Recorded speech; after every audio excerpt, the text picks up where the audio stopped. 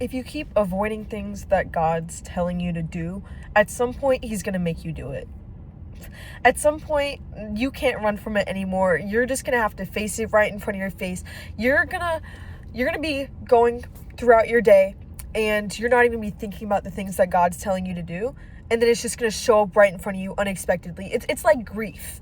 Grief, you sometimes something happens and you don't face it, and then one day, on a very happy day, it just comes out of nowhere. And that's exactly what's happening in your life. Stuff that you know that you're supposed to do, stuff that you have passion inside of you to pursue, you can have motivation, you can have thoughts in your head, oh, I'm going to do this one day, I'm going to do this someday.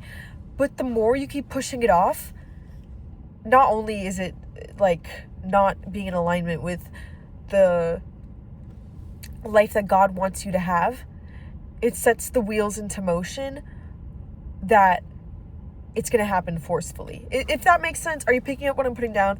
When you keep avoiding things that you know is meant for you, and that God put these images and these things that excite you and these passions into your life, when you keep pushing them off, suppressing them, swallowing them down, it comes to the point where God has no choice but to make you do it.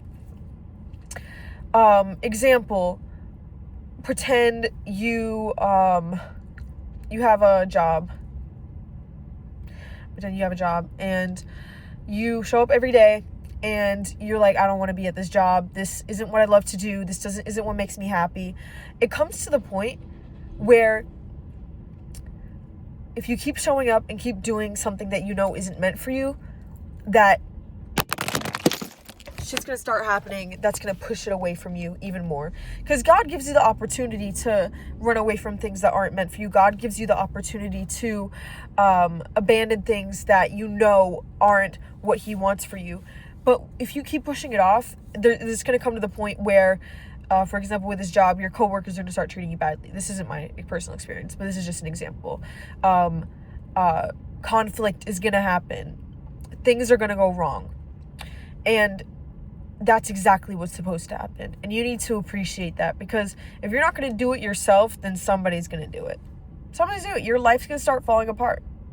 If you're not in the life that you're supposed to be in, your life is going to start falling apart. It's going to. And you have to be thankful for that. Because someone's going to have to tear it down. You're you may not have the guts in you to start tearing it down, but God will start fraying the edges. God will start tainting the color. He'll give you reasons to, until you can't take it anymore. So your nails are going to chip, and they're going to get worse, and they're going to get worse until you get a set that fully expresses your personality. So if you want to know how to start with doing what God wants for you and what is supposed to happen in your life, look at what's falling apart. Look at what's falling apart. Now, that doesn't mean if you and your sister are bickering that you need to block her everywhere.